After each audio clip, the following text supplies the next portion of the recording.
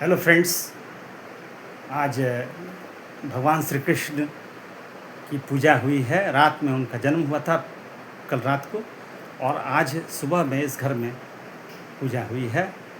और पूजा के पश्चात हम लोगों ने सोचा कि थोड़ा मंदिर की सजावट हो जानी चाहिए, इसलिए हमारे पुत्र रोशन कुमार जी तथा पुत्री हर्षिता कुमारी, मेरी पत्नी पुष्पा रानी, सभी मंदिर में आए हैं और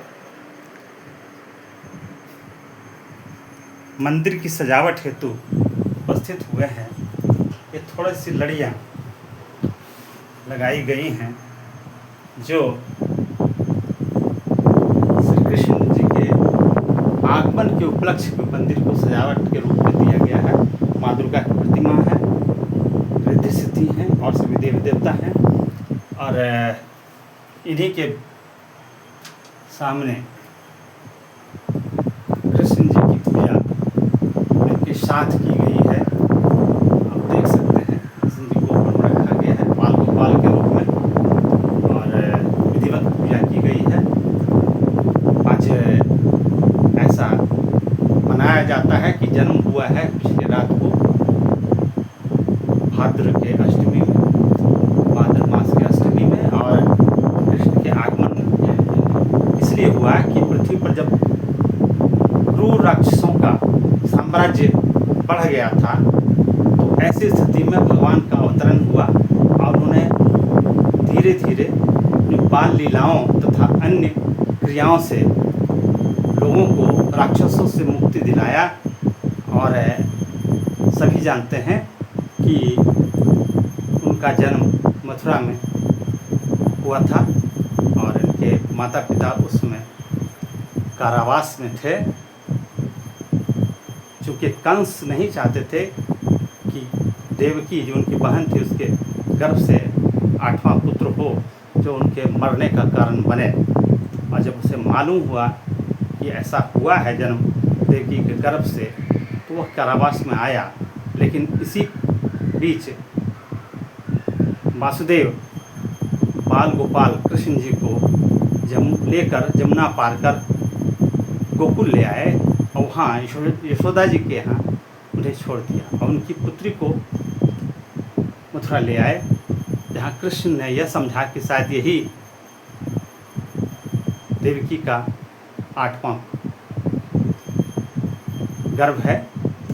और उसने जैसे ही पटक कर मारना चाहा तो माया जो देवी के रूप में थी वह उड़कर चली गई और यह कहते हुए गई, अरे दुष्ट कंस, तुम्हारे मारने वाला जिंदा ले चुका है, जन्म ले चुका है। और तब से बाल क्रिया कृष्ण जी के गोकुल में शुरू हो गया। यशोदा जी उनके बाल क्रियाओं का काफ़ी आनंद ली है। यही उनके भाग्य में था, माखन चोरी करना। थोड़ा बड़ा होने पर कृष्ण जी माखन चोरी करते थे, गोपियों के साथ खेलते थे। और इसी बीच राधा जी से भी इनका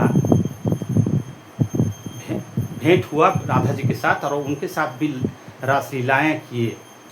और कालांतर में बड़े होते चले गए। फिर एक नए साम्राज्य का स्थापना किए कंस वध के बाद, जो द्वारिका में हुआ, द्वारिकाधीश कहलाए। तो यही पूजा शुरुआत है श्री कृष्ण जी का। मान्यता है कि कृष्ण जी ही विष्णु के अवतार के रूप में पृथ्वी पर आए और उन्होंने दानव का दलन किया, राक्षसों का दलन किया। इसमें पूतना राक्षसनी और अन्य कई ऐसे राक्षसनी थे जिससे लोगों को त्राण दिलाया। उनका वध कर लोगों को खुशियाँ मिली। उनके वध करने के बाद लोग शांति से रहने लगे। और लेकिन अंततः कृष्ण जी जब बड़े हुए तो उन्हें द्वारिका जाना पड़ा अपने साम्राज्य के लोगों के साथ। वहाँ उन्होंने एक अलग साम्राज्य की स्थापना की, किला बनवाया, फिर अब द्वारिकाधीश के रूप में प्रचलित हुए। तो मथुरा, गोकुल और द्वारिका यही कृष्ण जी का कार्य क्षेत्र रहा है।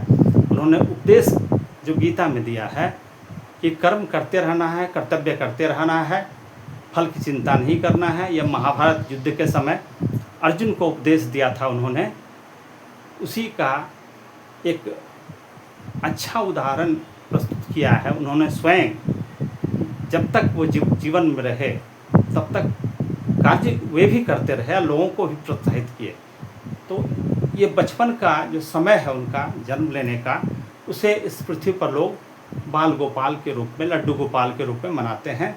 और आज वही पूजा हमारे यहाँ भी हुई है, थोड़ी सी सजावट की गई है, लेकिन ऐसा कुछ नहीं है जिससे बहुत ज़्यादा लगे कि चमकदार दृश्य उत्पन्न हो या फिर अच्छी सजावट सामने दिखाई पड़े। कुछ बल्ब लगाए गए हैं रंग बिरंगे, और इससे इनकी शोभा बढ़ाई जा रही है और कुछ नहीं है। और हम लोग ये आशा करते हैं कि कृष्ण जी के उपदेशों को अपने जीवन में ढालें, और इसीलिए इनकी पूजा भी की जाती है पृथ्वी पर। आज पूजा हुई है, कल इनका जन्म हो गया था। 2 दिनों तक ये चला है कृष्ण जन्माष्टमी। एक तो लोग वैष्णवी लोग एक दिन पहले मनाते हैं, और बाकी लोग जो गृहस्थ जीवन के लोग हैं वो आज मनाते हैं। कृष्ण जी ने रासलीला भी रचाया था, वो रासलीला अभी भी वृंदावन में है। लोग कहते हैं कि वहाँ अभी भी कृष्ण आते हैं, ऐसी मान्यता है। देखना तो सबको मना है, वहाँ जाना भी मना है, लेकिन यह सही है कि ऐसे तथ्यों को इनकार नहीं किया जा सकता है। तो हम उनके जीवन से अपना एक उनके जीवन से परिचय करें, अपने समझें, और उनके इस जीवन के काल के कार्यों को अपने में उतार कर देखें और कर्म पथ पर आगे बढ़ते रहें। यही इनके लिए सच्ची श्रद्धा और पूजा होगी। धन्यवाद।